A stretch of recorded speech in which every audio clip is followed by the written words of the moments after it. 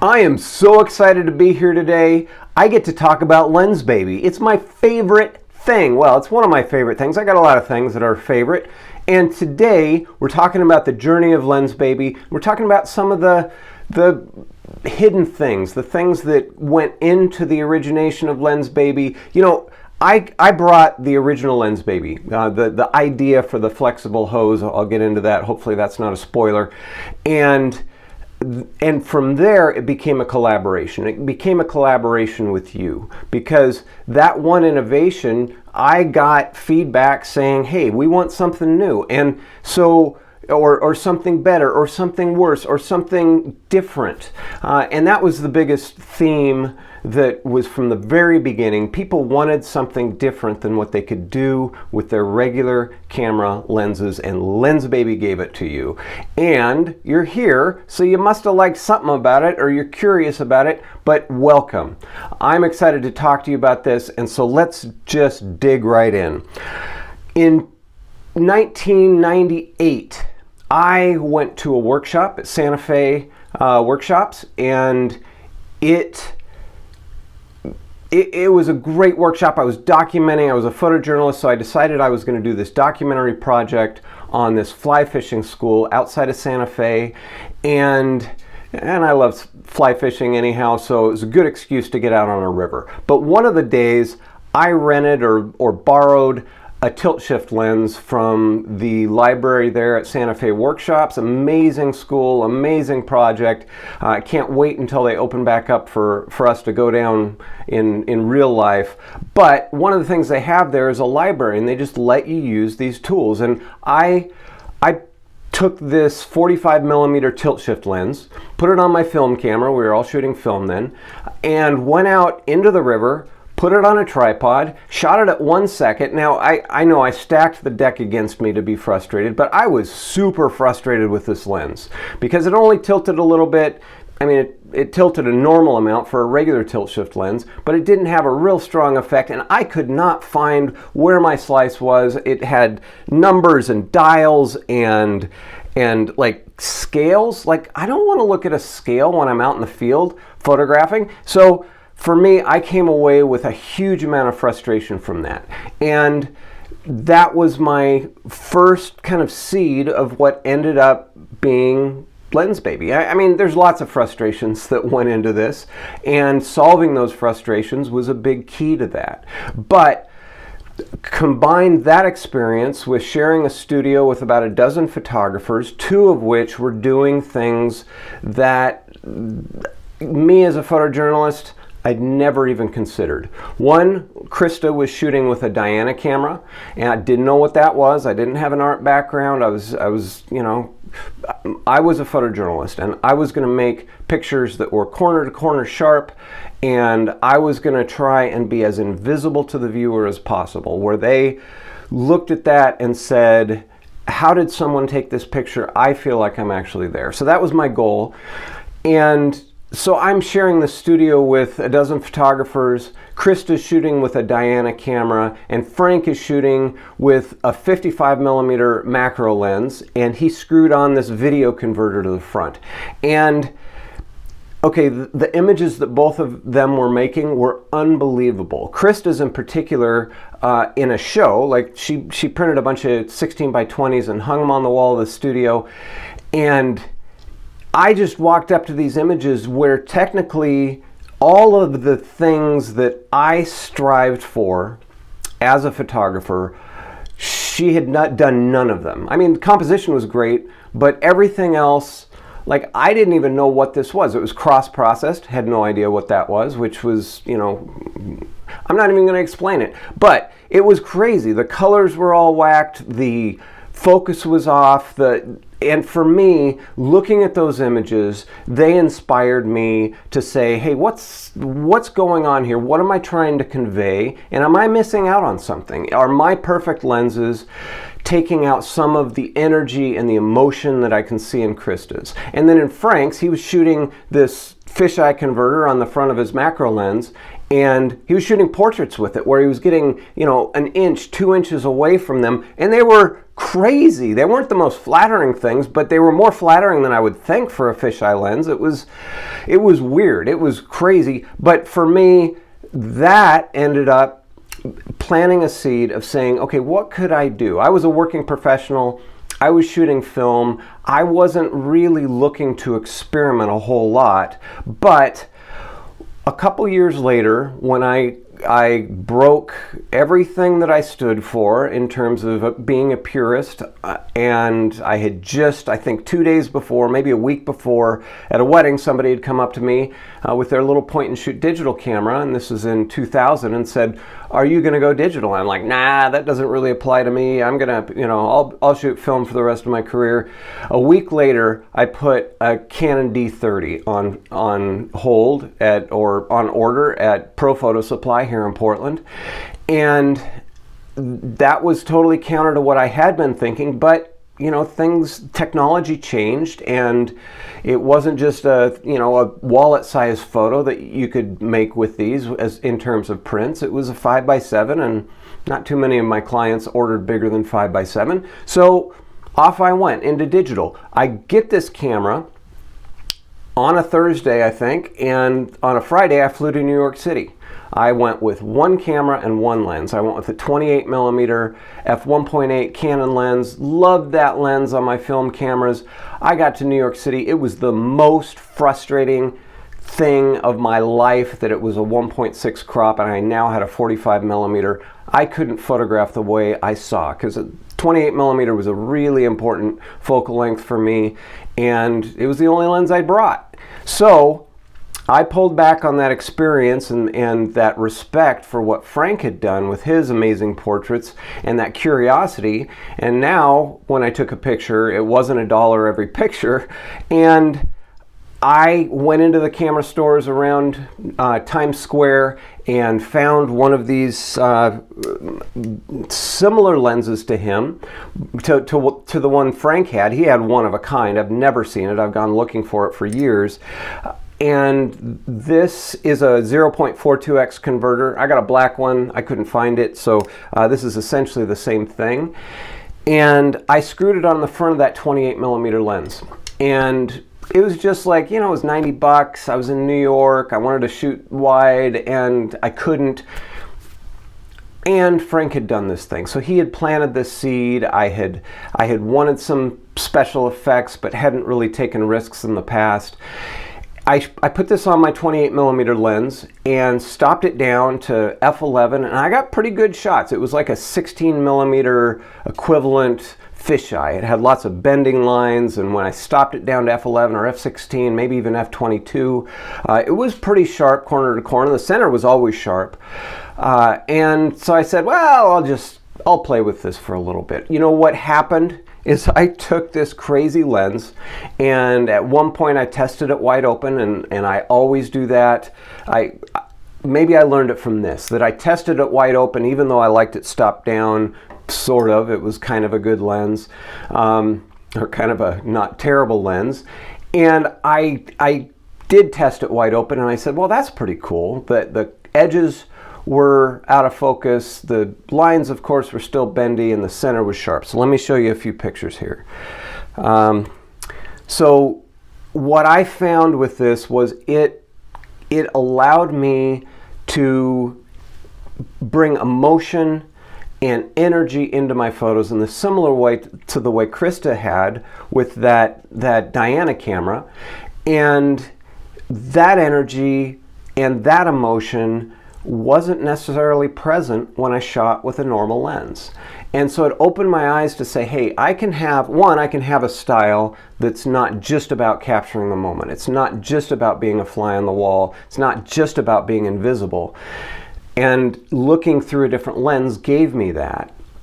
And two, I can photograph completely different subject matter or the same subject matter and get a completely different mood, get a mood that matches the scene. And so being able to take this image here at the bowling alley where I'm dragging the shutter, which would be something that I do in a situation like this with a normal lens as well. I'm doing some fill flash, and then you've got the craziness of the bent lines. You don't see much in terms of the edge, so this was probably stopped down to f8 or f11 or darker, I don't know. But at any rate, this gave me a different tool in my toolbox to give a presentation of what I had seen to my viewer that wasn't necessarily accessible. When I was a kid, I was curious. And in more ways than one. And one of the things I did was I'd take everything apart. I took my bike apart. I turned the handlebars upside down so that now I had to take the seat off for the front wheel and the back wheel to touch the ground. And doing that, I had to now sit on the handlebars and the back wheel would steer. So I was moving my body and sitting on the handlebars. I share this because there's some odd things about Lens Baby, and they come from somewhat of an odd place. And one of those things was that tinkering and that always curious, what's possible, and being able to turn my bike upside down, or half of it upside down, or 2/3, 80%, and have the handlebars right side up, but have to sit on the handlebars. That was a challenge for me. I wanted something that challenged me to say, oh, is this possible? And I fell. That first day, I probably fell 40 times. I ended up in the hospital because one of those falls, or multiple falls, had torn my esophagus internally. The doctor said they'd never seen anything like it. But I was really proud. Like I lived, but I was really proud of what I had learned. I'd learned a new skill that probably no one I knew had, and that was worth it. So, I don't know if my parents agreed, but I did all sorts of stuff like that, just hacking. And this is just kind of a minor hack. Like I just screwed this on the filter threads. It wasn't a big deal. I didn't have to take anything apart. But it was the beginning of my photo hacking. Over the course of the next couple years, I photographed far too much with this lens, and I tend to do that when I find something new. I tend to obsess about it, and that was my first obsession in photography that wasn't just a strictly normal lens or a normal camera or a different type of film or a different who knows what, but the things that were acceptable, the things you'd see in popular photography or Shutterbug, those are the things that I'd obsessed about up until that point. And over the course of the next 2 years, tons of photos. I took a workshop from Kevin Kubota. I was frustrated with my workflow. It's taken me 5 times as long to edit a wedding now that I was shooting half digital and half film, and I didn't know how to make those digital images look like real pictures. And so I took this workshop from Kevin Kubota, changed my life. But as the course of that, it was his very first digital boot camp, but in the course of that, he saw some of these images that I'd taken with this lens, and he called me up and said, for the third workshop, he said, Craig, I want you to come teach this stuff that you're doing with these crazy lenses. And I'm like, I'm thinking, I got one lens, New York City. I had gone out and I had tried to find a better one. Nothing. I'd found this ended up, or the black version of this that I screwed on my lens, ended up being the very best that I ever found. I probably bought 40 of them. So what am I going to teach? And so for me, I've always been a daydreaming. I've always been looking at, what can distract me and how can I get excited about that? And one day I'm in my studio, I'm supposed to be editing a wedding, and I'm looking around here, I'm looking around there, and I see my speed graphic camera sitting on a shelf. And I'd had an idea that I approached an engineer about, just to make stuff for me, not necessarily a product, but to be able to use my medium format lenses on the front of my Canon EOS cameras, and there just wasn't enough room. There was, maybe 1/8 of an inch, and that wasn't enough to tilt, and free lensing wasn't a thing, or I'm sure I would have gotten into it. And I looked and I saw my speed graphic camera, and it had a 101 millimeter lens, and it had all of this distance between the lens and the image plane, and I thought, well, that's more than 1/8 of an inch, and I need something to teach. What do I need to do to make that be something I can mount on my camera and make it work. And so I thought, well, I could use a bellows, but bellows are really flexible, and that's not, and I didn't have any bellows. I probably would have just used a bellows, but they're super flexible, so it's not going to really hold it up, and I'll be jittery and whatnot. So what I really need is I need something that I can squeeze against to focus, and it's just going to lock the light. You know, whether that's just pressing up against the mount, I didn't know. But I just wanted a resilient bellows. So I started searching for resilient bellows, and of course there's nothing about resilient bellows. That's my word. And a few days later, I drove past a local hardware store and am just walking through going resilient bellows, you know, and just no idea. And I come across a shop vac, and I'll tell you, nobody has been more excited in the history of shop vacs to come across a shop vac. Here's a shop vac, and I look at the hose and I'm like, that's it. It bends, it holds its shape, I can squeeze against it. You know, it ended up being quite stiff, and this is the shop vac hose that I bought that day. I cut off the end and then cut off a section. It ended up being the exact length that I needed to get close focus, and then when I squeeze it, I can get out toward infinity. And I took it to a wedding that weekend, maybe the next day, maybe a couple days later. And let me just show you an image here. This is one of the very first images from that very first morning up at Mount Hood, Timberline. The groom is sitting on the ski lift with his groomsmen on the morning of the wedding, and I'm tilting that lens, and you can see that slice of focus going off toward infinity. Way more effect than I could get from that 45mm lens, even if I figured it out. I did rent it a couple more times. It just continued to frustrate me, and this was what I was after, and I could not believe what I was seeing when I looked at the back of the camera.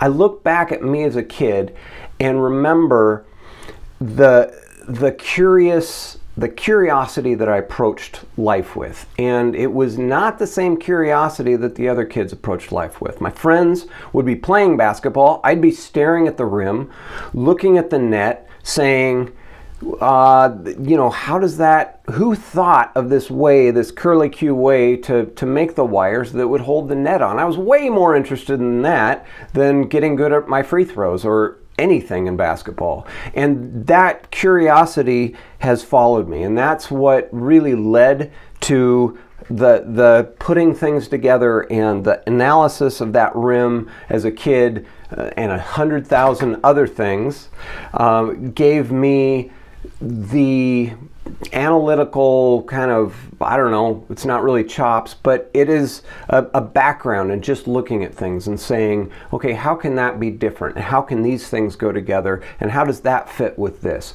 So that curious kid on multiple levels it is a part of this project, and it's a fun exploration that kid gets to go through right here as I'm talking and learning and remembering these things. Well, the next step in the process was, okay, what else can I do? What other lenses? Similar to that 0.42x lens that I got in New York, and thinking, okay, there's got to be a better one. I started saying, well, there's got to be different lenses that do different things, and this is one of them. I went out, I got 120 folding cameras, I got this is a lens from a friend of my dad's who was an optical engineer at Tektronix. My dad was a mechanical engineer, and so Bob White would let me come over and he'd hand me lenses and say, can you use this, can you use that, and I would test the focal length just by holding it up to my SLR or holding it up to a piece of paper, and this was one of them. It's actually half of a CRT lens, and this one was very different because that speed graphic lens, when it was pointed straight ahead, it was just a 101mm lens, normal, you know, I mean, if I could hold it straight. And this one had this beautiful painterly effect on everything. Like, it really didn't have much of a sweet spot. It was somewhat of a sweet spot, but let me just show you some pictures. So this is one of the images I shot. I shot this at the end of a wedding down on the Oregon coast, and you can see there's kind of a sweet spot over in the lower right, but that painterly treatment of the colors and the hues, and it was just unbelievable, and you know, made for some wonderful black and white images when I bumped the contrast up. It gave me a mood. It gave me a way of looking at a scene and feeling a mood in what I saw, and to be able to convey that to my viewers gave me something I'd never had before. And so here it was. I had this precision lens that I could tilt and get this slice of focus, and then the next thing I did was find this really non-precision thing that really wasn't that sharp. It was only half a lens. It was turned upside down, I think. I don't know. I don't know how it was intended to be made because I don't have the other half.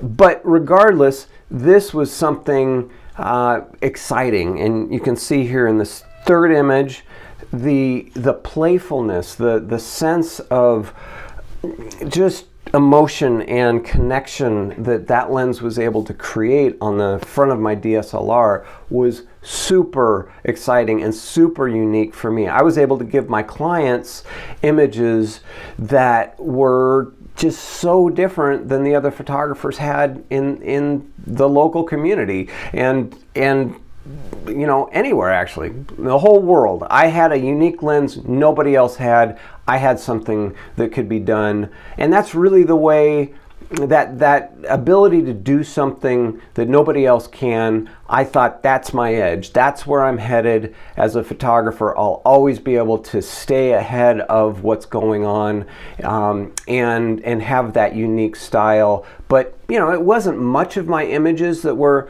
coming from these particular lenses. It was maybe 5%. You know, this particular wedding, the clients were just so up for anything. I think, you know, maybe it was 7%. But regardless, I shot as a photojournalist most of the time, and then would come in and, you know, more of a National Geographic look to my images, or that was my hope.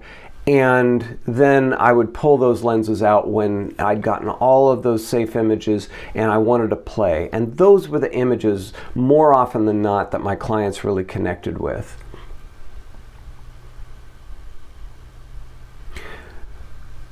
If I look back to childhood and think about a parallel to this exploration and finding these crazy half lenses that I can shoot with, I remember having a tire swing in my backyard, and I would spin it, you know, probably 1,000 times and get it, you know, to shorten up. You know, it was like a 20-foot rope up into this huge maple tree, and I would spin it and spin it and spin it and spin it and spin it and spin it until I couldn't hold it from going back the other direction anymore. And the reason I did was I wanted to jump on that tire swing, and I wanted to spin as fast as I could, and then go out and have it slow down. And I was so curious, like, how does that work? Why when I'm out and my legs are out and my head is out and my arms are holding onto the swing or the rope, does everything slow down? And why when I come in does everything go so fast? It's crazy. You know what was great about that experience and that obsession with how this worked or why it worked? It was fun. And that's what I found here. Even though there was this technical aspect of, okay, what's the focal length? Can we get it to focus? Can we find a piece of tubing that's the right length? And you know, drilling or machining a hole in a body cap that we can snap the tubing into. That's all like left brain stuff. But then I got to go out on the beach and play and explore what was possible, what this could create. And that's the spinning and the tire swing for me. I look back on that and I'm like, oh yeah, I was curious, but really I just had a fun experience. I got to spin and spin and spin and spin and spin and spin and spin. It was awesome. And that 20-30 foot rope, man, I could get a lot of turns in that.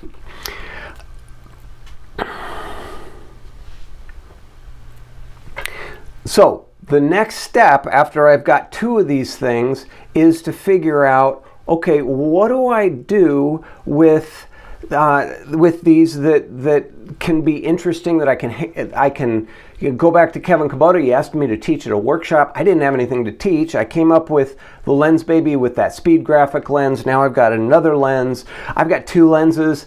I still can't tell people, go do this or go make this in this certain way. So I didn't know what I had. So my goal was to get at least 10 for the 25 people, 10 of these prototypes that I could put together that people would be able to go out and experiment with and tell me, what do I like? What do I not like? And so it quickly went, because really the motivation for this project was largely because I had to have something to teach. So it wasn't so much about having a unique one-of-a-kind lens all of a sudden. It was more about, okay, how can I teach? How can I help Kevin with this project? How can I spread the enthusiasm for photography, for creativity, for exploration? Had no idea if this was going to resonate, but off I went. So I went with a bunch of lenses. Some of them were really primitive, like Holga lenses that had been taken off by holgamods.com, and they put other lenses on there, or pinholes on, and so I took those and I brought them and put them on shop vac hose, and I had the really good lenses. I got 120 folding cameras that I took the lenses off, put them on a piece of shop vac hose, all sorts of stuff. And what I saw was people really resonated with the simple lenses. And so when I'd give them something like the speed graphic, a lot of these photographers already had experience with bellows cameras or view cameras and tilt shift lenses, or they own tilt shift lenses, and they would come back and say, well, I can do that with my tilt shift lens. What else do you got? And it got more and more and more simple, to where I actually went out and just got the cheapest. It was almost like a dare, like, okay, how do we make this, dumb this down as far as we can?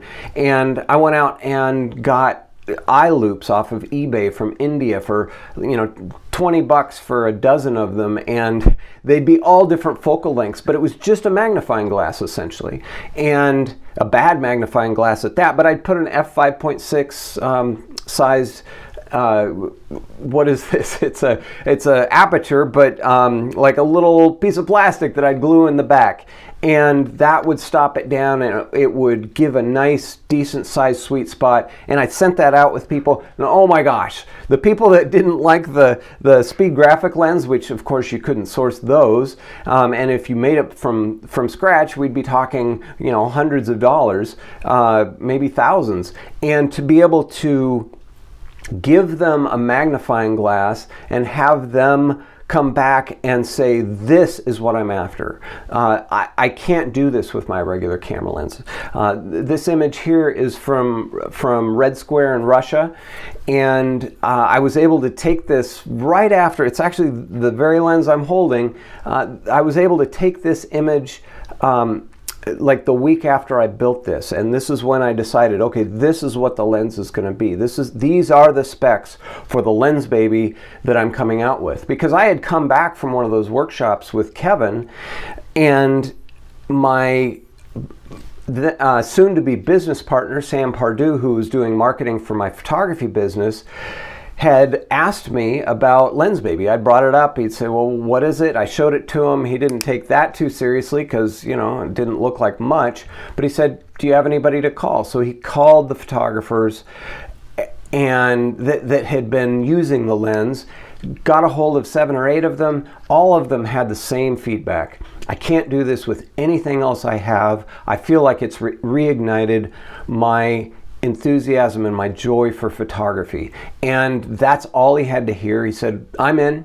And he came in and he paid for the website, he paid for the patent, and I said, okay, I'm going to come out with a product that we can sell. And so this was that product in my mind. It had a water jet cut piece of plastic snapped on the front so that you could squeeze and focus it without getting your fingers in the front. It had these eye loops from India, and I'd get a dozen of them or 20 of them, I don't even know. And of those, only 20-30% of them were the right focal length. Maybe I would be lucky and get 50% out of one batch, and then they have scratches, so some of them I couldn't put into a lens that we could ever sell.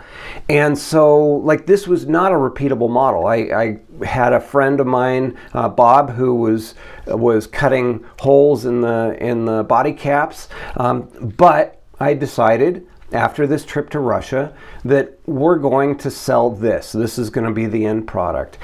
So we sold, I don't know, a couple dozen of them that fall. This is fall of 2003. And I got an email from one of our customers. It was all sold online. And he said, I took the lens out of the box when I got it. I looked at it. I didn't put it on my camera. I put it back in the box. I'm going to send it back to you. I want my money back. And I thought, well, of course you want your money back. You didn't take pictures with it. And so for me, having that experience of taking the pictures and knowing that that's really where this is, to be on Times or Red Square and to be able to make images that are something that nobody has ever made of Red Square before. That's the joy, and that's the enthusiasm that I had for it. But I realized we don't have a product. But before I do that, I want to talk about this randomness that I experienced. And I remember as a child, I would stare at the ceiling. We had these plaster ceilings in our house that had this totally random pattern. It was very porous, like it felt like sandpaper, because the walls were that way too. And it's really a curious finish. I've never seen that in any house before. But I would lay in bed in the shadows when the light would come from the side, and I would look for some sort of pattern. Like, what is this that I'm seeing? What is it? What does it mean? I'd see faces in there, and I think going from total randomness of, you know, anything's possible, and bringing that into a place of let's put some order to this. Let's look for some repeating patterns. Let's look for the eyeballs or the fangs of the monster that I would look at, and that kind of wanting to make sense of things. You know, it might be a stretch, but I think this and the images that it created came from that little kid, that little Craig Strong, that was looking at things that didn't make sense and saying, I want to make sense of this. From there, we went to, we had probably about 6 weeks at that point to get from a lens that somebody is not even willing to put on their camera to a lens that we're going to introduce at a trade show in Las Vegas in 6 weeks. And it took me about a week of dead ends of going to machine shops. I had no idea what I was doing. I was a photographer. I was not a manufacturer. I was not a designer. I didn't even know how to have a conversation about design. I just would go and go to Home Depot and get some shop vac hose, and I'd go down to the plastic shop. That's the closest I could get to talking with a supplier and say, I need something that's, you know, this round by this round, and they'd have to do the measurements for me. And so I had no idea what I was doing, and it was tons of learning. And one of the things I learned was there are people out there ready to help. And what I got eventually, I got to 2 suppliers. The first supplier was in Oregon City, and it was ProTurn, a precision machine shop.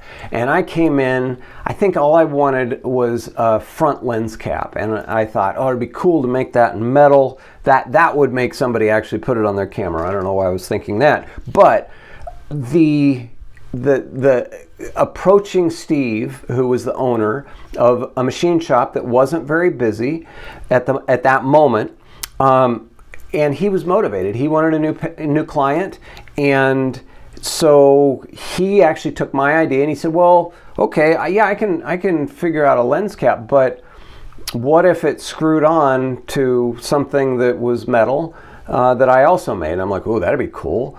you know, and all of a sudden my thinking started to get a little bit bigger, and then I said, well, can you machine hundreds of body caps so that they've got a hole in them that I can snap the tubing into? And he said, yeah, but I could make that out of metal too. And I'm like, you know, my mind is blown at this point, because I'm like, wow, that's a real lens.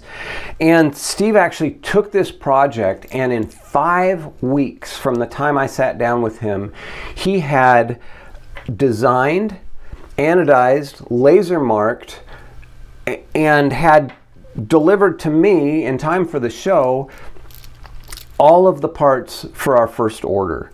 And the enthusiasm that I had for this project went through the roof at this point. And I knew that once I had those machined parts, even before they were anodized, when he sent me test parts, that this is going to be something special.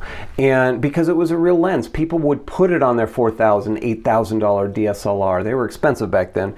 And it wouldn't be a misnomer to say, oh, this is something you got out of a Cracker Jacks box. You know, it was a big Cracker Jacks box, but I don't want to put that on my camera. And that's basically where that prototype that we sold a couple dozen of on the website was.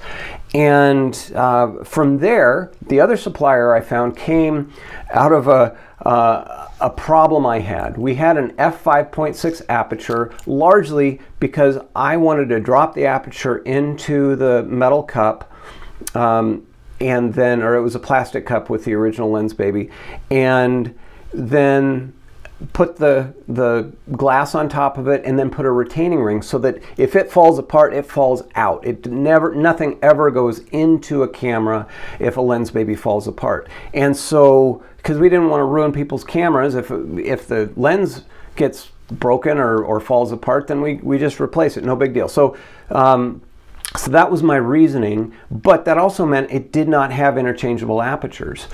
During this time, I was not sleeping very much. It was, my mind was just constantly going, because like I said, I was a photographer. I had no idea what I was doing in terms of making a product, but that's what I was doing. Sam and I were on this journey together, and my job was to make a product that he could sell.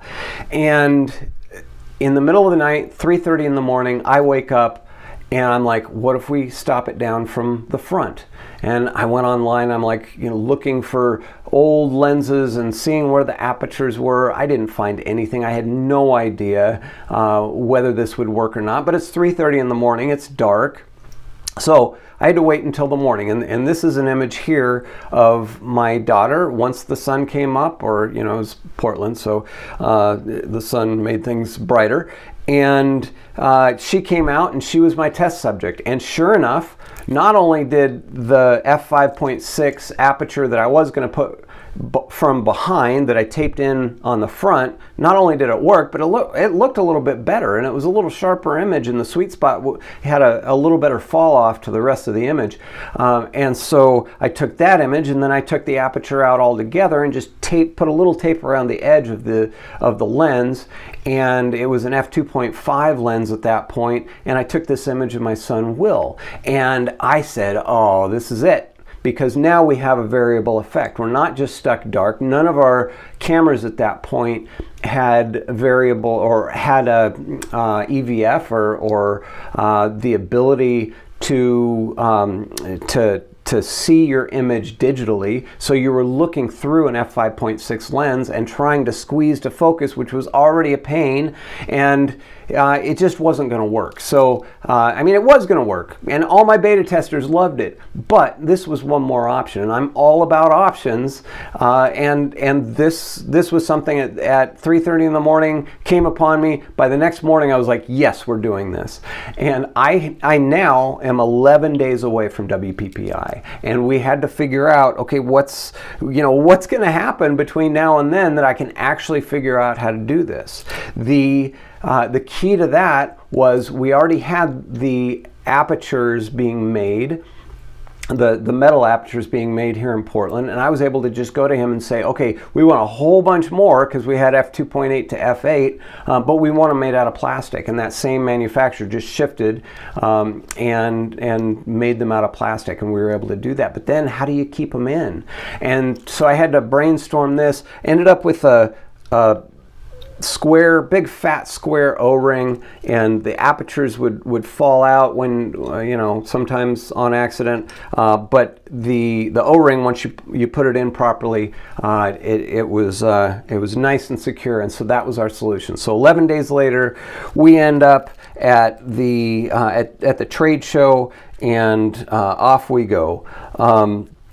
The beauty of this entire situation, or the journey for me, was that we went from an idea that Sam said and the people that he interviewed said, this is something I want, to something that when we got to that trade show, it was crazy. We got mobbed. By the third day, we sold out the first 2 days. By the third, I was building them in our room at night, and by the third day, we sold out in probably a half an hour. There was a line at the booth before we even got to it, and I just went up for the rest of the day and was building lenses, and all of our beta testers from Kevin's workshops that were at the trade show, they were running them back and forth. They were coming up to the room and getting my built lenses and bringing them down to people who'd already paid for them and were waiting there at the booth. So it was a really exciting time, and yet another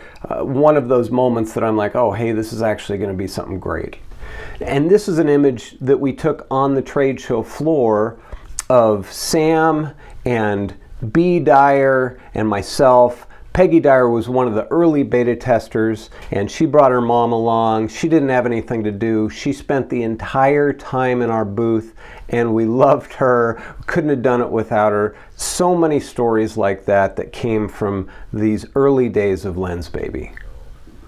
So we've got a lens now that has an internal aperture. I mean, not really, but it's inside the lens, but it's interchangeable. And as hard as it was to get in and get out, it did broaden the perspective of what people could do with that lens. And that all came out of the criticism that I received from that customer who said, your lens is not worth $70, and if it is, I don't want to use it anyhow. And he hadn't even put it on his camera. So this little crackerjack thing was worthy of criticism. And so that self-criticism that I was so defended against, or from other people getting that criticism, was largely because I was so self-critical myself and so introspective. But I look at all of those experiences as building to this experience where I was able to get feedback from somebody that was not positive, and yet be able to incorporate that in a way that actually served as a wonderful foundation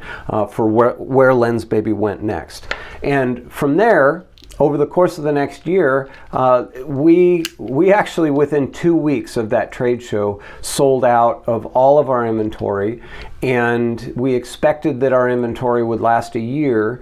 And Sam went full-time. I had 2 years worth of weddings still booked, so it was a pretty crazy time business-wise for a photographer who's now playing an engineer on TV. I hadn't even gotten to that point, but I was in a role that I was totally unfamiliar with. And eventually that went into the Lens Baby 2.0, same form factor, but it had magnetic apertures and a sharper, brighter lens.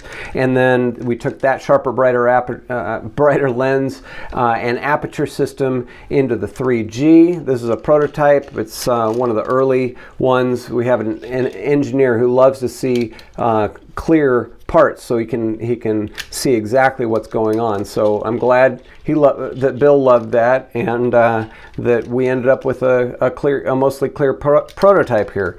But that was a whole other thing. Like there was so much going on. But let me show you some images with the new aperture system and from the 2.0 and the 3G, which were the same, to be able to capture these portraits of my kids. This is probably at f2.8 or f4 on the 2.0. And then just be able to capture something really, really unique. And my kids, if you look back over the course of all of the photos of them, you'll say, oh, Craig was shooting or developing this lens and then this lens. And, you know, sorry kids about the fisheye period as far as flattering photos. But to be able to get these images of my kids and give a completely different effect is really, you know, really what I was looking for, and to get that, to be able to get that emotion from the images that of my kids' childhood that I would have missed with a sterile, you know, straight lens. It's just, it's cool. I like looking back on that. I hope someday they will as well. So the 3G, if I look at this, I'm reminded of when I was a kid.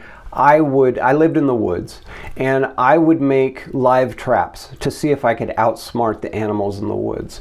And you know, didn't hurt any of the animals, but it was this kind of like, how do I put this together with that in such a way that I can change and outsmart? Or there were all of these things that for me they didn't matter to anybody else, but they mattered to me, and they gave me that opportunity to say, okay, this is what I care about, this is what I want to do, this is what I'm going to do. But this, I tell you about the traps because there is a real sense of that, you know, we're moving, we're looking at mechanical options to be able to take this and lock it in place and then unlock it. It was really drawing on that problem solving that I had when I was a kid. From there, we went to the optic swap system. And the optic swap system was the Composer. This is the Composer Pro 2, but the Composer, and it had interchangeable optics to where instead of just having a single lens that was different, like we were selling before, different than any other lens on the market, we were now selling something that not only was it a different effect and a different type of focus, especially on the Muse, which was flexible bodied like the previous 3 versions, but it also gave you the ability to swap out your optics. So this came out in 2008, at the end of 2008, October, I believe, and it really broadened the number of options that we could give people, because you can see here I was even able to make a pinhole in a zone plate lens that we were able to put in to give people a completely different effect. And that's really what Lens Baby is all about, is moving into a space where you can get anything that you want that's possible out of our system. With the optic swap system, we have the edge optics, and when those are pointed straight ahead, they are extremely sharp corner to corner, and then when you tilt them, you get your effect. So that gives you a lot of variety here, and really this is the lens that I was after when I was at Santa Fe, was something that I could just tilt in one direction and had a long focus range, got me a really thin slice if that's what I wanted, because it tilts twice as much as a normal tilt shift lens. And this opened up this optic swap system with different optics, where we can get something super organic and artsy like the pinhole and zone plate, which switches back and forth between pinhole and zone plate options, or the other 5 optics that we had at the time. We've come out with 15 since, and this reminds me of me as a kid taking everything apart. I mean, to a fault. I would take everything apart, and once in a while they'd go back together,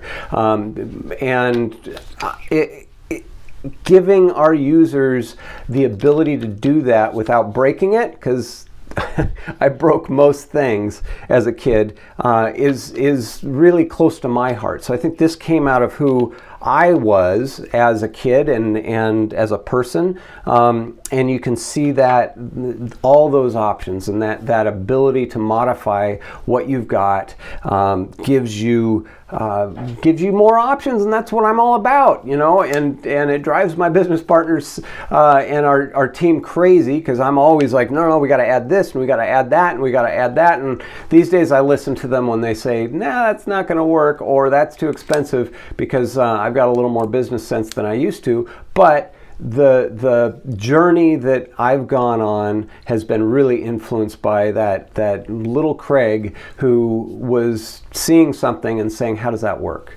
From there, we went to the Velvet system, and the Velvet lenses are macro focusing. They're a real lens, because in 2008, when we came out with this, we took an already odd system, and as far as the actual lenses, the creative effects lenses, and we made it more complex. And a lot of people looked at that and they just kind of glazed over, and they're like, oh wow, you can swap the optic? I have no idea what that even means. And then they walked away, and maybe you did that, but you came back. A lot of people came back to Lens Baby after a lot of exposures and their crazy friend off, shooting these amazing images with it. They came back when we started making the standalone lenses. This is our first standalone lens, was the Velvet 56. Did not have any kind of optic swap system. It worked like a regular manual focus lens, and this was a bit of a miracle, because when we came out with this, we really needed to come out with a product that people wanted, and our timeline was very short. Our suppliers really rose to the challenge, and our optical engineer made a lens unlike any other lens, because usually these are the lenses with glow or soft focus, and soft focus lenses tend to have very little detail when they've got a lot of glow in the image, and certainly not outside of the center. And with this lens, there's a very sharp underlying detail even at the brightest apertures. And let me show you a couple images here. I was able to take these out and shoot Neowise with the Velvet series, and this was the first night I went out, and I had all my Nikkor lenses with me and expected that that's what I'd be using. But the moment I saw this, I said, nope, I'm not using any of those lenses. I'm just using Velvet. So I shot for 3 nights toward the peak of the Neowise show that we had, and this was the first night that I shot, and it was with Velvet 56. And then the next night I came, met some really great friends this night up on the mountain, and this is with the Velvet 85, and you can see the Velvet 85 when you're, especially at the brighter apertures.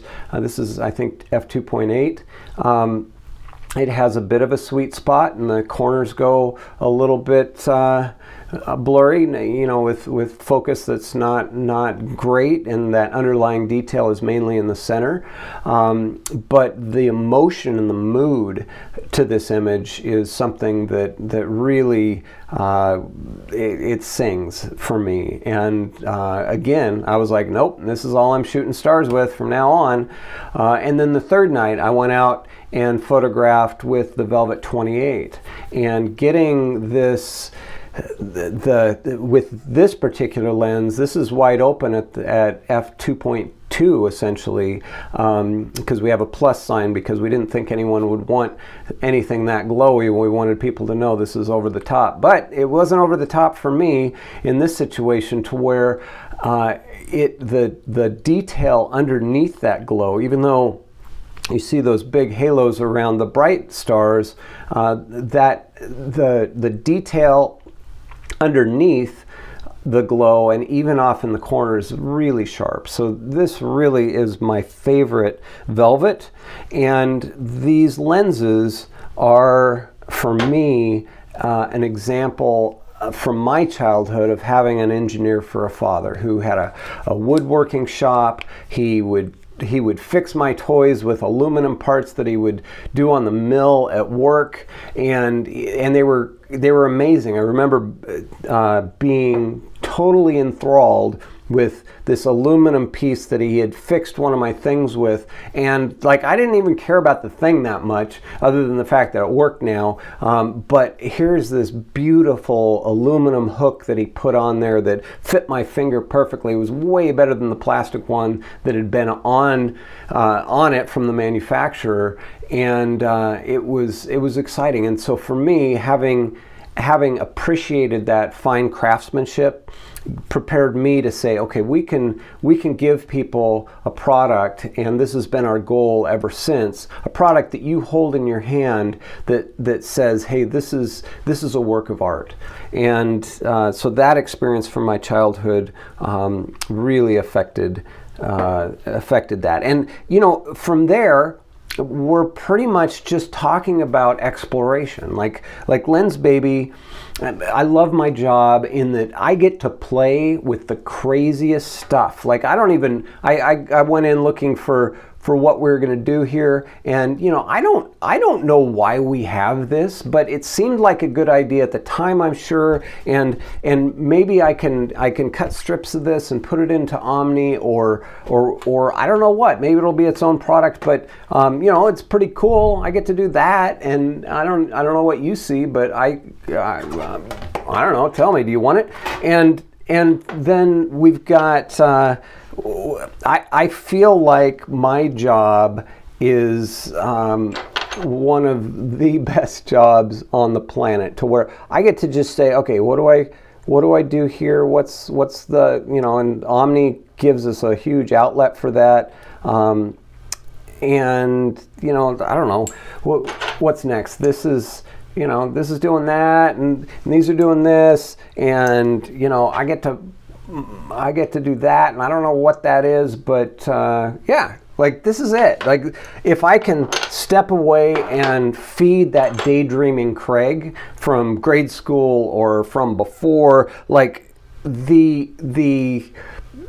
if that can do the work that's needed to find the products that you're going to connect with, that's going to help you express your vision of the world, that's all I need, and that's what I want to do. And I am in such a great spot because I was able to kick this off as a creative working on a project for me. But then I got all of you to be part of this, because this is a collaboration. Me and my team at Lens Baby are exploring ideas, and then you're coming to us with feedback, you're coming to us with passions or with questions of how do I photograph something that I see that none of my other lenses can quite get right. And fortunately now Lens Baby we have Sweet Spot, we have Twist, we have Velvet, we have, what else do we have? We have Edge, and to be able to have these various effects, to be able to pick up, put on your camera, say, hey, this works for me, or no, this doesn't work over here, but it works over here. And we've done the purchasing of the 40 lenses that took us to get here, so that you don't have to. If we're to go back in terms of like that kid that turned his bike upside down, or most of his bike upside down, and rode it backwards while steering with his butt, that I ride a recumbent now. Like, I don't really care what people think, and I get a kick when I get comments about that, because I look like an idiot. I mean, not really, I'm not an idiot, but I look like an idiot, actually, out there on my recumbent, and because I commute in town. Like, it's a country, it's a touring thing, but for me, that harkens back to, hey, I want to learn something new. I want to be different in a way that serves me. Like that riding on my handlebars way back when I was in high school. that was our grade school. That was something for me that gave me great satisfaction. And I think there's a lot of things in my work that harken back to, hey, I get to experiment with new things. I get to learn to ride a bike in a different way. I get to be more comfortable on my recumbent, and I don't care what people think. You must not care what people think either, to some extent, because your images are going to be different. If you're shooting with Lens Baby, your images are not going to be the norm. And so if you can say, I'm looking for my particular vision of the world, and it may involve this crazy creative stuff, more power to you. We love you, and I love the fact that you're a part of this community, and looking at how to be more part of that. And I think that ultimately the community is where the meaning is, and it's not going to be perfect. I learned about a worldview, wabi-sabi, Japanese concept, and it's appreciating the beauty in impermanence, incompleteness, and imperfection. And Lens Baby is going to be imperfect. It's going to be incomplete. We're always going to be building. You saw how that first Lens Baby, because of your feedback, changed into the second and into the third, and now into an entire lineup. But it's always going to be evolving, and what we have now is going to build on what's next. And I promise you, what's next isn't going to be the perfection and the sterility of what you can get from every other lens manufacturer. It's going to be something that has heart and soul, and is going to be different and allow you to express your vision of the world in a way that you just can't otherwise. And I'm excited about that, and I'm excited about you being a part of this. This is going to be a great week. Thank you for listening to me this long. I know I go on and I get excited about things that not everybody's excited about, but I've lived this journey, and it started very young, and you have lived your journey, and you're part of this community too, and you're able to, and this community is able to influence where Lens Baby goes next. And I'm super excited about having you here and seeing where we go as a community. Thank you. Have a great conference. Dreamy artistic images. Emotive and soulful imagery. That extra dimension and quirkiness. Really unique images. Se olvidaron completamente. Extraordinary results. Creamy bokeh and a dreamy feel. Creative and quirky landscapes. Unique blur effect. Fun flares. Poetic, oniric look. Something extraordinary.